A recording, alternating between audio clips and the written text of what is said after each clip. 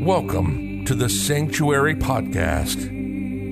Angel Deer is a medicine man and offers his work on sacred land through shamanic healing, energy healing, sound healing, breath work, plant medicine, and workshops and events. The Sanctuary is a community for all those who seek healing, transformation, ancient wisdom, and a place to come together to create a new way of living and relating. This is the Sanctuary Podcast, and this is Angel Deer.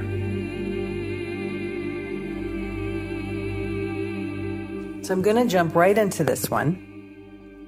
Do you believe in the power of prayer? Yes, and not only I believe in it, I'm witnessing it. So it's every day something that's really important to me, even if I, rarely talk about it. In fact, I don't think I've talked about prayer in any of my blog posts in the last 2 or 3 years. Is that intentional because that you've been avoiding it, or it's just something that's so inside you that you don't even have a separation? I think,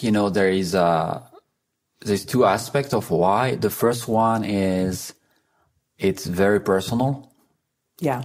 And, everyone has a certain way of looking at prayer or not praying.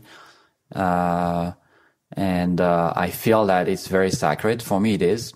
And so when you talk about something sacred, you want respect around it. And sometimes people don't. So I'm trying sometimes to avoid the conversation. That's true. But the other side of it, I think also is that we have very strong opinion on religion, especially. And we associate prayer with religion, spirituality. And people are, immediately polarized one way or another. Yes. And that's quite the opposite we're trying to achieve when we're talking about it. So, sometimes if it doesn't serve, let's just not talk about it. Do you want to stop right now? I agree to do it because I think it was time. Yeah. I think, it's time in the process of all the things I've done and be talking to bring the subject. It doesn't mean I'm talking about it all the time, but I think it's something that's really meaningful and can transform a lot. So let's talk about it. I also think maybe it's crucial, especially in this day and age and for the intention of our conversation today, to take it away from religion and just sort of into daily life. I mean, the beauty of how the origins are in different denominations of religion, but there's a universality about people's desire to pray, and there might be a different word they use. Maybe yes. It's just the semantics of it, right? No, you're right. And I think to me, it's reconnecting to ultimately what we are about. Right. And we're not going to have the discussion on the existence of God here because, we can have an endless discussion that nobody's going to be agreeing on at the end of the day. So it's not really the purpose, but there is definitely a great mystery in life about love, about many things that we know about. And even the greatest scientists in the world, most of them, in fact, have all been from a certain religion and the belief system. Einstein and all those people that were deep into the equations of how the universe or our body or the earth is functioning, were all put the hypothesis of God quite strongly still there, not removing it. And I think me as a scientist, I have a PhD in veterinary medicine. I've been always questioning this. I've not been raised that way. I came late to me, but it's something that troubles me in a good way. Well, do you think then that to consider prayer, incorporating it into your day or your week or whatever whatever you desire, requires that you have a belief in God? It's a good question. I don't think maybe you need to have a belief in God, but you need to believe somehow that setting intentions, connecting to your heart, and putting that will out there somehow is working on some capacity. Right. You can say it's placebo effect, but you can also think, okay, maybe there is something. And if you think there is nothing, that's fine. I think prayer, to me, it's not attached to a religion when I think about it. It's attached to our heart. And in the morning when we wake up, that's when I do my practice. It is to say, okay, what do I want to put out there today? The best of myself. What does it mean? I want to be helped to be like this and less like that. I want to thanks for what happened in my life. And I feel it makes a huge difference. And sometimes I get answers. In fact, quite often. You want to share any of your answers today? No, that's a very personal question. It's very personal, but and it's so unique so individual for I everybody. always tell the people I work with, start your morning practice. It's part of one of the foundation of the Awaken Leadership Program and all the things I do, but to do prayer and meditation together. Prayer, we always say, is asking, and meditation is listening. So they go together. Mm.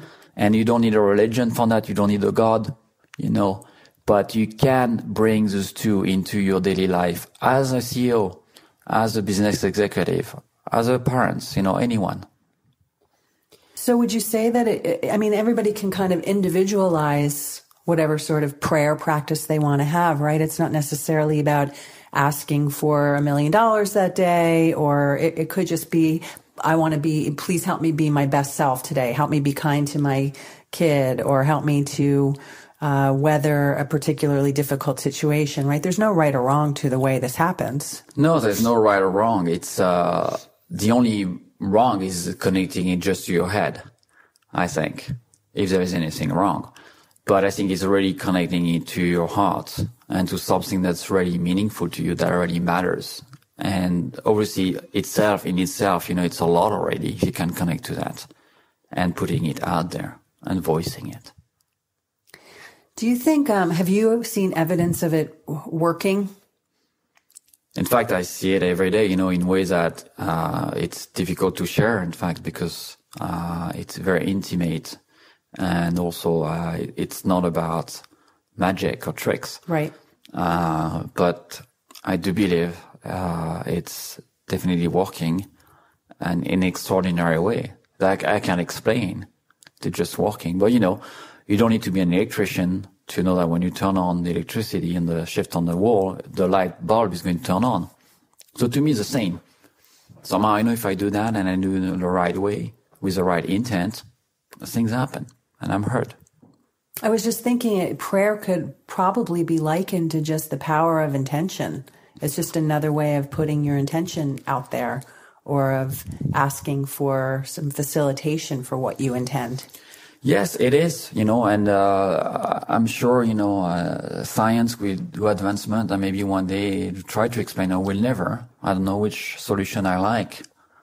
Maybe I don't want to not know. You maybe mean I don't want to have the explanation, yeah. Despite I'm a scientist, and maybe there's something way bigger that we can explain. You're listening to the Sanctuary Podcast with Angel Deer. While you're listening, browse the website at www.thesanctuaryheal.com. So we are vibration. If we take a microscope and we go down inside our being, it's mainly empty space, and what's left is a vibration. That's not a physical thing here. And it has been proven recently that thousands of people or hundreds of thousands of people do the same thing or sing the same thing at the same time. There is a shift on the planet of vibration. So Absolutely. There's definitely a connection between all of us. So based on that, if you're a very skeptical person, you might think, okay, if it's the truth, it's at least what physics is telling us today, maybe there's a way I'm connecting to everything else. I know what's happening. And there's a way maybe to influence it. Even if I don't like to see prayer as getting what I want, as something, it needs to be a bit more detached than that. Yeah. But I think for the skeptical people, there may be something out there a little bit also, okay, let's put something out there. From my heart, not I want to win the lottery or, I need a new car. Why not? Maybe, but I don't think that's already no judgment. What we should focus our prayer about. But yes. Yeah. Yeah. I also think that it could just simply feel good. Sometimes perhaps it's nice to feel like we can't control everything. There might be even some sense of surrender or relaxation. Like, you know what? I can't take this on by myself. So this is going to feel really good for 5 minutes, whether I believe it or not, to pretend that I could turn to something a little bit more ethereal or amorphous to help me. Yes. And I think in a society of today, if so many people find comfort in praying alone or together, if people, that are very different religious background, social classes, place and countries are still going to places to pray or doing prayer in their home in the morning, and it makes them feel better, there's something there. Exactly. If it's, instead of taking alcohol or, some kind of other thing that makes you feel better, if it's just the power of prayer, then it should be generalized. Let's bring it. Because if it's better than taking, painkiller or taking antidepressants, maybe, that's what's needed. That's the medicine of tomorrow. Not that we're suggesting that there aren't plenty of people that legitimately need help. No, in a for more sure. biochemical way. For sure, there is. No, I'm not saying those molecules are not needed. But sometimes people are trying a lot of comfort there. Yes. And it helps them to go through life, to go through a lot of different things. And that's quite fascinating to me, to look at those cases and say, well, it's helping a lot of people there. So why not me? Do you think that I'm speaking to you in your daily practice of prayer before meditation, do you think that it's necessary to do every day in order to feel the power of it?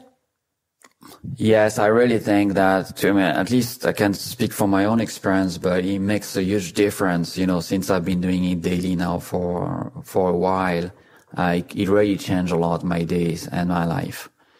And, I spent some time, with shaman, in Peru, and one of them told me, say, well, if you want to get some benefits of prayer, you need to do it every day. It's because it's like a best friend. If you have a friend every morning and when you wake up, he's next to you and you never say hi to him, but you only say hi when you need him, I don't think it's a good way to have friendship. So we say, wake up every morning and say hi to what matters to you. It can be the trees, it can be a God that you have, whatever it is. So I really believe that it's a daily practice, because also it's a very short period of time in the day that we are allowing for that things that we don't maybe understand to unfold. We're giving a space to it. That's it, with no expectation, but we're giving that space every single day. It sort of sounds like a little bit of a leap of faith every day, too. Well, is life a big leap of faith in so many ways? There's that. Yes, that's a very good point. Yes. Yeah, it's true. I guess on some level, though, the idea of prayer, or whatever word we want to use for it, is a little bit of a belief in things that we have less control over than the things we pretend we have control over. Our daily lives we think we have control over or want to aspire to have control over. I think when you're speaking to things that exceed the five senses, it's an even more palpable leap of faith. Yes, it is. It's surrendering to something that maybe we will never see. Rumi used to say, I'm praying to you, the one that I will never see, that I will never met, I will have any proof of existence. Yet I will pray to you every day. And there's something very beautiful about it, which is that, that surrender is something much, much bigger than ourselves. But faith, surrender, and prayer obviously are all linked to each other in so many ways. In life, we don't control everything. We want to believe that we do, but we don't. And we don't have to talk about prayer for that. It's a reality. And yes, it's probably also an exercise into something much bigger. But I do believe, because it's really part of my life, that when you do that on a very regular basis, you start seeing the effect of it in a very concrete way. In the same way that I'm seeing it right now in front of me on my computer. I'm just my doppelganger right now. I don't even know if that makes sense. In closing, would you suggest any way that people that have thought about incorporating some sort of a prayer practice into their day begin, that don't know how to do it on their own? I think a lot of people don't do it because maybe they never went to a church or a temple. They never learned religion. They feel that you need to have some kind of credentials or know some kind of sacred books or phrases to say. I think we don't need any of that. Obviously, those have a lot of power and can help a lot. But you can start by things that just are meaningful to you and just putting it out there in your heart. Like you say, let me be more kind on myself today. Let me speak from my heart more. Let me have less fear as I go through my day.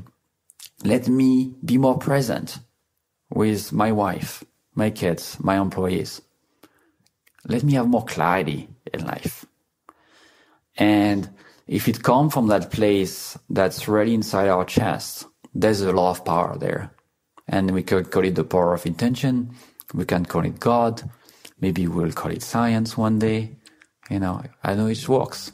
So try it and see. You've been listening to the Sanctuary Podcast. Thank you so much for listening. Remember, we're a source of talks about spirituality, personal transformation, energy healing, shamanism, and earth-based practices. For more, visit thesanctuaryheal.com. On the website, you can find out about our events, our retreats, healing offering, our spiritual blog, and you can also register for the newsletter. Again, visit thesanctuaryheal.com. Till next time, this is the Sanctuary Podcast, and Angel Deer signing off.